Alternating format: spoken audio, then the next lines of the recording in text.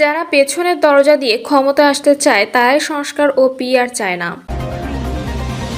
জানাবো ধর্মভিত্তিক দলগুলোর নির্বাচনী সমঝোতা হবে কি, এবং সর্বশেষ জানাবো লুটের সাথে প্রশাসনের কেউ জড়িত থাকলে কঠোর ব্যবস্থা নেওয়া হবে। শুনছিলেন সংবাদ শিরোনাম, এবারে বিস্তারিত। যারা পেছনের দরজা দিয়ে ক্ষমতায় আসতে চায় তারাই সংস্কার ও পিআর চায় না। যারা পেছনের দরজা দিয়ে ক্ষমতায় আসতে চায় তারাই সংস্কার ও পিআর পদ্ধতি চায় না বলে মন্তব্য করেছেন জামায়াতের ঢাকা মহানগর দক্ষিণের সহকারী সেক্রেটারি ও ঠাকুরগাঁও ১ আসনের জামায়াতের প্রার্থী দেলোয়ার হোসেন। তাদের কাছে ক্ষমতাই মুখ্য বিষয়, জনতা নয় বলেও মন্তব্য করেন তিনি। একই সাথে জুলাই সনদের আইনি বাস্তবায়ন ও তার ভিত্তিতে নির্বাচন হওয়ার কথা বলেন তিনি আরও বলেন, আমরা সুন্দর একটি বাংলাদেশ বিনির্মাণের স্বপ্ন নিয়ে কাজ করছি। অতীতে জামাতে ইসলামী শুধু আসন বাড়ানোর চিন্তা নিয়ে নির্বাচন করেছিল। এবার শুধুমাত্র আসন বাড়ানোর চিন্তা নয়, আগামী দিনে জনগণের সমর্থন নিয়ে ভোট বিজয়ের মাধ্যমে রাষ্ট্র ক্ষমতায় যাওয়ার স্বপ্ন নিয়ে নির্বাচনে অংশগ্রহণ করছে বাংলাদেশ জামায়াতে ইসলামী। ৩০০ আসনে বিজয়ের স্বপ্ন নিয়ে আমরা আমাদের এমপি প্রার্থী ঘোষণা করেছি। তবে আমরা একটা নির্বাচনে জোর করার পরিকল্পনা করছি। সেক্ষেত্রে হয়তো কিছু আসন তাদেরকে ছেড়ে দিতে হবে। এদেশে দেশপ্রেমিক সংগঠন ও রাজনৈতিক দলগুলোকে নিয়ে একটি বৃহত্তর নির্বাচনী জোট হবে ইনশাল্লাহ। এই জোট হবে বাংলাদেশের সর্ববৃহৎ এবং শক্তিশালী জোট, এবং এই জোটই আগামী দিনে বাংলাদেশের রাষ্ট্র ক্ষমতায় যাবে ইনশাল্লাহ। দেলোয়ার হোসেন বলেন, আজকে বহুভাবে আমাদেরকে চোখ রাঙানো হচ্ছে। আমরা কারো রক্তচক্ষুকে ভয় পাই না। তারা জানে না আমরা শহীদদের উত্তরসূরি, যারা হাসি মুখে ফাঁসিকে বরণ করতে পারে। তাদেরকে মৃত্যুর ভয় দেখিয়ে চোখ রাঙিয়ে কখনো পরাজিত করা যাবে না। ধর্মভিত্তিক দলগুলোর নির্বাচনী সমঝোতা হবে কি? ত্রয়োদশ জাতীয় সংসদ নির্বাচন সামনে রেখে ধর্মভিত্তিক কয়েকটি দল নিজেদের মধ্যে একটি নির্বাচনী সমঝোতা তৈরির চেষ্টা চালিয়ে যাচ্ছে। এই প্রক্রিয়ার অংশ হিসেবে চলতি বছরের জুন মাসে ৬টি ইসলামী দল মিলে একটি লিয়াজো কমিটি গঠন করে। যদিও ইতোমধ্যে জমিয়তে উলামা ইসলাম সরে গিয়ে বিএনপির সঙ্গে বৈঠক করেছে।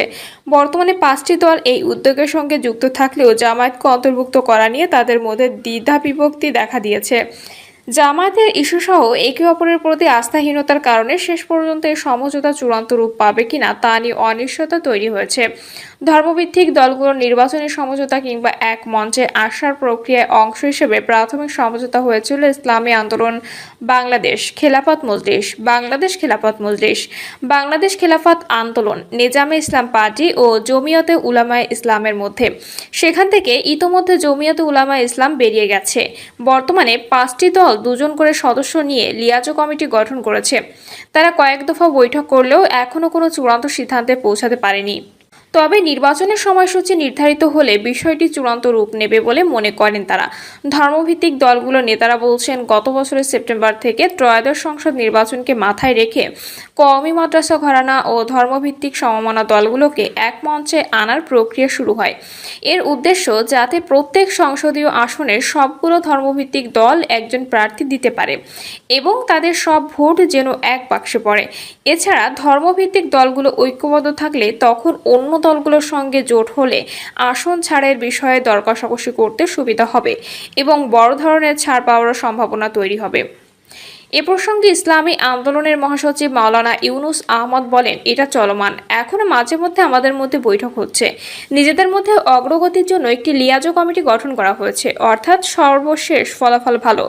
এদিকে দলগুলোর নেতারা বলছেন, সবচেয়ে বড় জটিলতা তৈরি হয়েছে জামায়াতে ইসলামীর অংশগ্রহণ ঘিরে। কেউ মনে করছে নির্বাচনী সমঝোতা আদর্শিক জোট নয়, তাই জামায়াত তো থাকতে পারে। আবার অনেকে মুক্তিযুদ্ধে জামায়াতের বিতর্কিত ভূমিকার কারণে তাদের অন্তর্ভুক্তির বিরোধিতা করছেন। এই প্রক্রিয়ার সঙ্গে যুক্ত দুটি দলের শীর্ষ নেতা নাম প্রকাশ না করার শর্তে বলেন, ইতোমধ্যে খবর বেরিয়েছে যে জামায়াতে ইসলামী নির্বাচনকে সামনে রেখে বিএনপির সঙ্গে আসন সমঝোতার চেষ্টা চালিয়ে যাচ্ছে। যদিও তারা এর প্রতিবাদ করেছেন। এই ধরনের উদ্যোগ যদি দলটি গ্রহণ না করে তাহলে বিষয়টি সামনে আসবে কেন? তারা যদি বিএনপির সঙ্গে আসন সমঝোতা করে নির্বাচন করে তাহলে আমরা কেন তাদেরকে সঙ্গে রাখবো?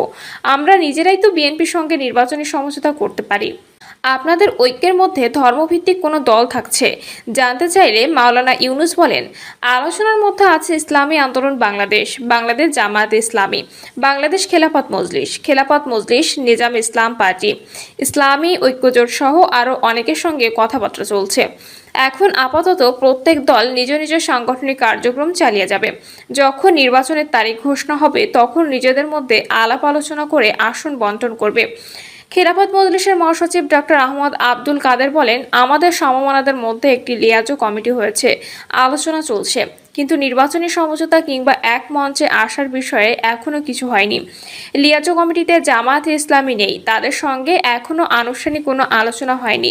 ব্যক্তি পর্যায়ে কেউ কেউ তাদের সঙ্গে কথা বলছেন, কিন্তু আমাদের ভেতরে জামায়াত নিয়ে আনুষ্ঠানিক কোনো আলোচনা হয়নি। ধর্মভিত্তিক দলগুলোর মধ্যে কোনো আদর্শিক জোট হচ্ছে না জানিয়ে আহমদ আব্দুল কাদের আরও বলেন, এটা কোনো জোট না, নির্বাচনী সমঝোতা। এক আসনে আমরা সবাই মিলে একজন প্রার্থী দিতে পারি কিনা সেটাই সমঝোতা করা।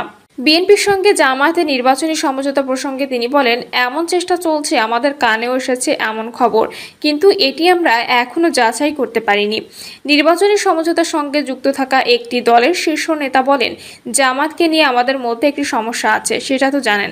তাই শেষ পর্যন্ত যদি ধর্মভিত্তিক দলগুলোর মধ্যে নির্বাচনী সমঝোতা হয়, সেখানে যদি জামায়াত থাকে, তাহলে আমরা দলীয় ফোরামে আলোচনা করে সিদ্ধান্ত নেব আমরা থাকবো কি থাকবো না।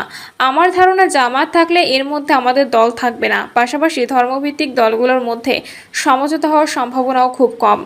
বাংলাদেশ খেলাফত আন্দোলনের সাংগঠনিক সম্পাদক মুফতি সুলতান মহিউদ্দিন বলেন, প্রথমত আমাদের দলের সিদ্ধান্ত হচ্ছে সমমনা 6টি ইসলামী দলের সঙ্গে ঐক্য করতে কোনো দ্বিমত নেই। আর জামায়াতের সঙ্গে ঐক্য হবে কিনা সেই বিষয়ে এখনো পর্যন্ত আমাদের সিদ্ধান্ত হচ্ছে, যখন জামায়াতের ইস্যুটি সামনে আসবে তখন দলীয় ফোরামে আলোচনা করে সিদ্ধান্ত নেওয়া হবে। নিজেদের মধ্যে ঐক্যমত্য গঠন প্রসঙ্গে দলগুলোর নেতারা বলছেন, ধর্মভিত্তিক দলগুলো যদি শেষ পর্যন্ত সিদ্ধান্ত নিতে পারে যে নিজেদের মধ্যে নির্বাচনী সমঝোতা করবে, তখন পরবর্তী ধাপ নিয়ে আলোচনা হবে।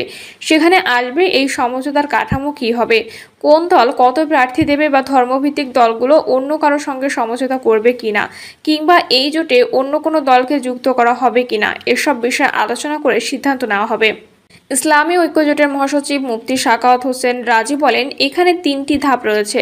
প্রথমত, আমাদের কওমি মাদ্রাসা ঘরানার ইসলামী দলগুলো চেষ্টা করছে একটি সমঝোতায় পৌঁছাতে। দ্বিতীয় পর্যায়ে ফ্যাসিবাদ বিরোধী দলগুলোর সঙ্গে সমঝোতা, এবং তৃতীয় ধাপে জামাত সহ অন্য দলগুলো আসবে কিনা এ বিষয়ে এখনো কোনো সিদ্ধান্ত হয়নি।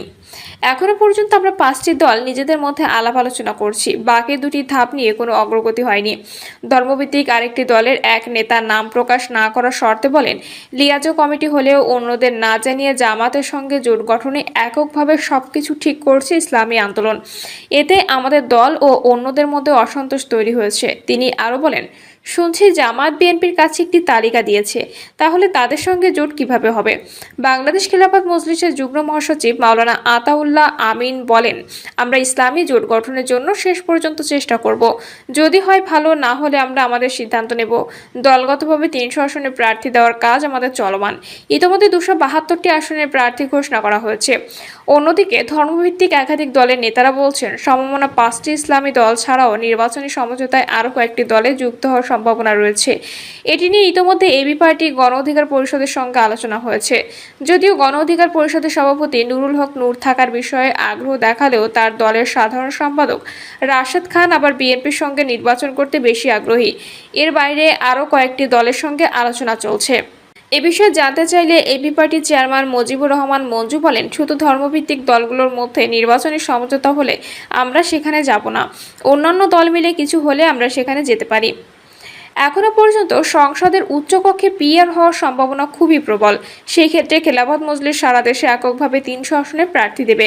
তখন আর কোনো জোটে যাব না আমরা। নাম প্রকাশে অনিচ্ছুক খেলাফত মজলিসের শীর্ষ পর্যায়ের এক নেতা এভাবে কথাগুলো বলেন এই প্রতিবেদকের কাছে। তিনি আরও বলেন, আমরা যদি সারা দেশে 300 থেকে 30 থেকে 40 লাখ ভোট পাই, তাহলে উচ্চকক্ষে 1-2টি আসন তো পাবো। সুতরাং আমরা কোনো জোটে যাব না। বিপরীত মত প্রকাশ করেছেন কেউ কেউ। তারা বলছেন, সংসদে উচ্চকক্ষের পিআর হলে ধর্মভিত্তিক দলগুলোর মধ্যে জোট হওয়ার সম্ভাবনা আরও বেশি তৈরি হবে, কারণ তখন সবগুলো দলের ভোট একটি প্রতীকে এবং একটি বাক্সে আনা যাবে। ফলে ভোটের শতাংশে আমরা এগিয়ে যাব। শতাংশের হিসাবে তখন উচ্চকক্ষে ধর্মভিত্তিক দলগুলোর আসন সংখ্যা বেশি হবে। তাদের যুক্তি, এককভাবে ভোটে অংশ নিলে নিম্নকক্ষে জয়ের সম্ভাবনা যেমন থাকবে না, তেমনি ইসলামী মূল্যবোধের ভোট ভাগ হওয়ার ফলে এককভাবে হয়তো সব দলের পক্ষে উচ্চকক্ষে আসন পাওয়ার সুযোগও থাকবে না। এছাড়া শুধু পিআর নয়, বর্তমানে রাজনৈতিক কর্মীর বাইরে বিশাল একটি জনগোষ্ঠী রয়েছে, তারা পরিবর্তন চান। সেই প্রেক্ষাপটে ইসলামী দলগুলো যদি এক হতে পারে, তখন এক পাশে বিএনপি থাকবে, অন্য পাশে ইসলামী দলগুলো জোট হবে, তখন হিসাব অনেক ভিন্ন হবে। পিআর এর মাধ্যমে আমরা উচ্চকক্ষে কিছু পাবো তো বটেই, একই সঙ্গে এই জোট ক্ষমতায় আসতে না পারলেও প্রধান বিরোধী দল হতে পারবে। প্রিয় দর্শক, এই ছিল এখনকার সর্বশেষ সংবাদ। আপডেট সব সংবাদ পেতে চ্যানেলটি সাবস্ক্রাইব করে বেল আইকনটি ক্লিক করে রাখুন।